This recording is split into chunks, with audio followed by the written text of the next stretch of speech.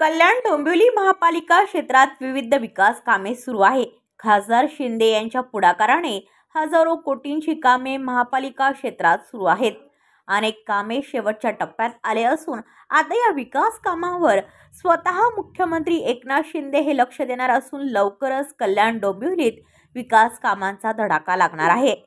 जे प्रकल्प झाले आहेत त्यांचे उद्घाटन मुख्यमंत्री एकनाथ शिंदे व खासदार श्रीकांत शिंदे यांच्या हस्ते होणार असून आज याबाबत शिवसेना युवासेना पदाधिकारी दीपेश म्हात्रे यांनी महापालिका आयुक्त डॉक्टर इंदुराणी जाखड यांची भेट घेत कल्याण डोंबिवली परिसरातील पूर्ण झालेल्या प्रकल्पांचा आढावा घेत या कामाचे उद्घाटनाचे नियोजन केले असून लवकरच MMRDAच्या माध्यमातून होत असलेल्या रिंग रूट, मोठा गाव, मानसोली ब्रिज व इतर प्रकल्पाचे उद्घाटन मुख्यमंत्री एकनाथ शिंदे यांच्या हस्ते होणार आहे।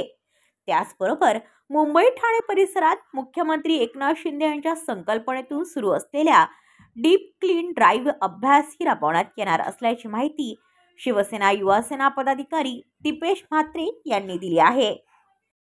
आज आयुक्तांची कल्याण डोंबिवली महानगरपालिकेत होत असलेली जी विकास कामं आहेत, जी MMRDAच्या माध्यमातून कल्याण डोंबिवलीत होत आहेत, रिंग रूट असेल, मोठा गाव मानकोली ब्रिज असेल, त्याचबरोबर स्वच्छता अभियान असेल, अशी विविध जी विकासाची कामं आहेत त्यांचा येत्या काळामध्ये धडाका या शहरामध्ये लागणार आहे आणि जी कामं पूर्ण झालेली आहेत त्यांचं उद्घाटन लवकरच माननीय महाराष्ट्राचे मुख्यमंत्री आणि डॉक्टर श्रीकांत शिंदेसाहेब यांच्या हस्ते शहरामध्ये होणार आहे। दंडात्मक कारवाई सुरू केलेली आहे। फुटपाथवर लोकांना चालण्यासाठी फुटपाथ असतात, त्या फुटपाथवर जर कोणी अतिक्रमण करत असेल तर त्यांच्यावर कारवाई होणे योग्यच आहे आणि त्याच्यासाठी आयुक्तांनी ही नवीन विशेष मोहीम राबवलेली आहे।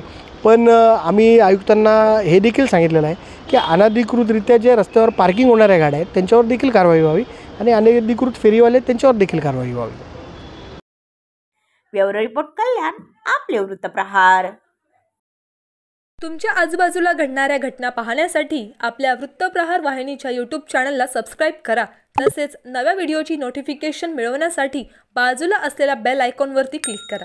प्रत्येक बातमीला लाईक करा आणि शेअर करा।